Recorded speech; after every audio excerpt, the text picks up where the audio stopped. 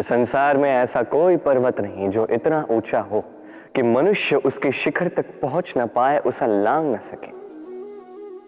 इस संसार में ऐसा कोई सागर नहीं जो इतना गहरा हो कि मनुष्य उसके तले को छूकर पुनः लौट कर आ ना सके। एक छोटी सी बूंद पर्वत के शिखर पर पिघल कर बहने लगती है और देखते ही देखते वो महानदी गंगा में परिवर्तित हो जाती है। कारण क्या है? कारण है प्रयास, प्रारब्ध नहीं। ये प्रयास ही निश्चित करते हैं आपका प्रारब्ध क्या होगा। ये सारा खेल प्रयास और प्रारब्ध का ही है। आपके जैसे प्रयास होंगे वैसा प्रारब्ध आपका होगा। और यदि आपके ये प्रयास ऊंचे हो तो प्रारब्ध को तो आपके समक्ष झुकना ही है। क्यों? कई बार मनुष्य अतीत को देखता है, आज अहंकार में भर जाता है। कभी वर्तमान को देखता है, भविष्य के विषय में सोचता है, मद में चूर हो जाता है। क्यों नहीं समझ पाता एक सरल सी बात? ये सृष्टि जो है, ये सृष्टि एक चक्र है जो बार बार आपको दोहराएगी, कठिन से कठिन परीक्षाओं पे आपको उतारेगी, जिस पर आपको उत्तीर्ण होना ही है। जो कल था वो आज नहीं है, ये सभी को ज्ञात है। जो आज है वो कदाचित कल नहीं होगा, ये भी आपको मानना होगा। एक मुस्कुराहट के साथ आपको शांत रहना है और कभी भी इस मन में अहंकार उत्पन्न होने नहीं देना है। बनिए उस हिमखंड की भांति। कदाचित वो इसलिए इतना ठंडा रहता है क्योंकि उसे ज्ञात है वो कल जल के रूप में था, आज बर्फ के रूप में तो है, किंतु कल पुनः वो जल के रूप में ही जाएगा। स्वयं को शांत रखें। कदाचित आज आप सफलता के शिखर पे हो, कदाचित ना। आपको हर एक दिन अवश्य देखना है। बस निरंतर प्रयास करते रहिए, हर परिस्थिति के लिए सज्ज रहिए और इसे संतुलन मिला है। आपका कल हो आज या कल, आपके अच्छे दिन हो या बुरे दिन, सब पवित्र हो जाएंगे। संसार में कई बार ऐसा होता है, हम बड़ी समस्या में होते हैं, विपदा में होते हैं, और वो लोग जो हमारे समीप होते हैं, हमारे अपने होते हैं, वो हमारा त्याग कर चले जाते हैं। हम ऐसे में दुखी हो जाते हैं, निराश हो जाते हैं, फिर स्वयं चलकर उस समस्या से बाहर आते ही हैं। अब परिस्थिति चाहे जो भी हो, वो लोग जिन्होंने ऐसे समय पे आपका त्याग किया, उनसे क्रोधित होना, उनसे रुष्ट होना, ये अनुचित है। मैं तो कहता हूं कृतज्ञ रहिए। मैं तो कहता हूं उन्हें धन्यवाद कहिए कि उन्होंने ऐसे समय पे आपका साथ छोड़ा जब आपको उनकी सबसे अधिक आवश्यकता थी। क्योंकि या तो उनको विश्वास था कि आप स्वयं इस विपदा से बाहर चलकर आएंगे, या तो उनके त्याग के कारण आपने स्वयं का प्रोत्साहन बढ़ाया, स्वयं की शक्ति बढ़ाई और स्वयं उस आग से चलकर बाहर आए। अपने बुरे समय को आपने अपना अच्छा समय बनाया। अंत में आप और शक्तिशाली हो जाते हैं और श्रेष्ठ हो जाते हैं। और यही तो आपकी विजय है, जिसका कारण है उनका साथ छोड़ना। तो उन्हें धन्यवाद कहिए।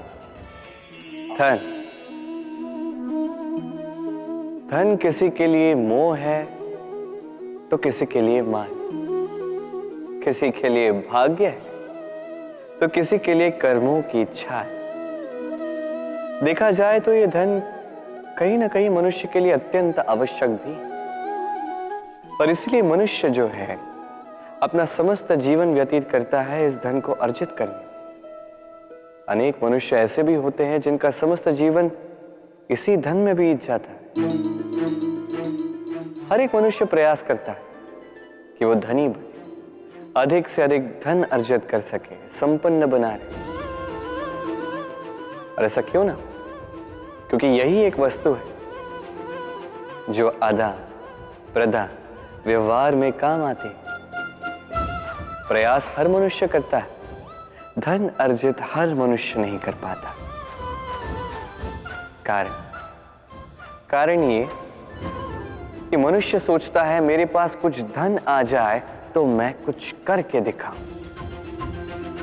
धन सोचता है कि ये मनुष्य कुछ कर दिखाए तो मैं उसके पास आऊं। इसलिए करके दिखाए। ऐसे श्रेष्ठ कर्म कीजिए कि धन स्वयं आपके पीछे भागने लगे। आप यदि धन के पीछे भागोगे तो आप अपना संतोष खो दोगे, किंतु यदि यही धन आपके पीछे भागने लगे तो आप महान कहलाओगे। इसलिए कर्म कीजिए, श्रेष्ठ कर्म कीजिए।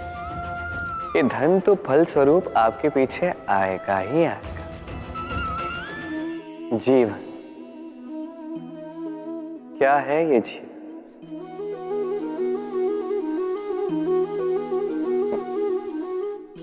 ये प्रश्न सबके मन में आता है। सबका मन इसी प्रश्न से चिंतित रहता है क्या ये जीवन? इसका उद्देश्य क्या है? करे क्या है इस जीवन में? क्या ये जीवन कुछ पाना है या ये जीवन कुछ खोना है? क्या ये जीवन वो है जहां हमें परमात्मा के पीछे जाना है या हमें स्वयं को अपने स्वप्न के पीछे दौड़ाना है? क्या है ये जीवन?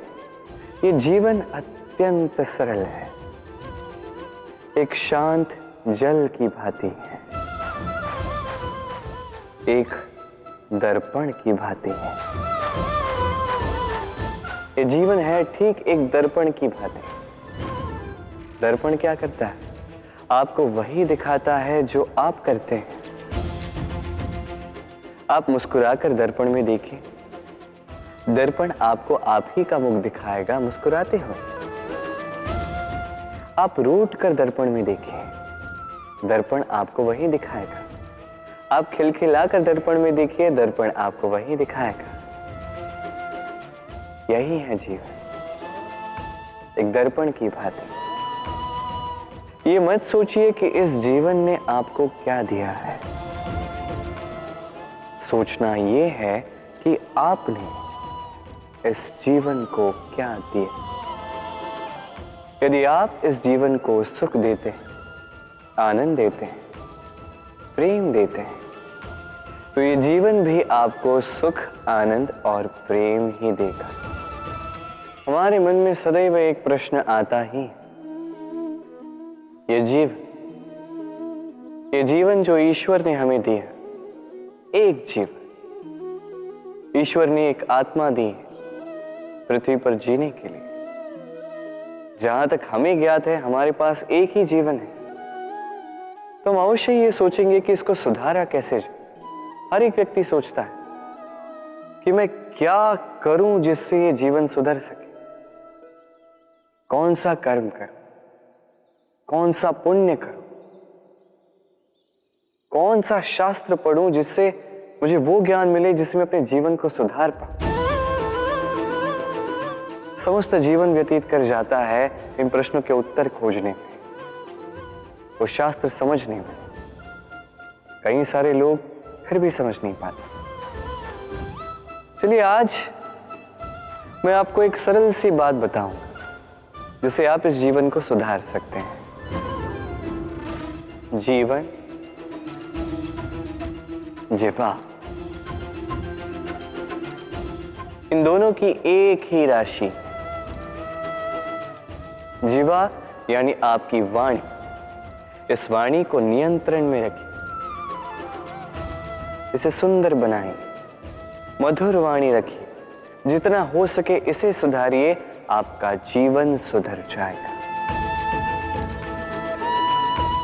क्योंकि वाणी ये होती अत्यंत शक्तिशाली। ये एक ऐसा बंधन है जो सामने वाले व्यक्ति को आपके व्यक्तित्व के साथ बांध देता है।